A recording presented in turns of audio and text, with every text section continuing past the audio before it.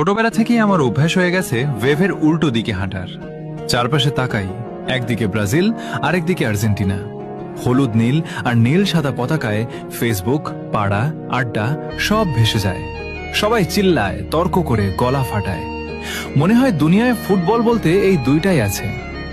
কিন্তু এই ব্রাজিল আর্জেন্টিনার মাঝখানে আমরা কিছু পাগল আছি, যারা চুপচাপ এক কোনায় দাঁড়িয়ে লাল সবুজ পতাকা ধরে রাখি। আমরা পর্তুগাল সাপোর্টার। আমাদের সংখ্যা কম, স্ট্যাটাস দিলে একটা লাইক পড়ে, কেউ পাত্তা দেয় না, কিন্তু ভালোবাসাটা কম না। কারণ আমরা সাপোর্ট করি রেজাল্ট দেখে না, প্লেয়ারের হাইপ দেখে না।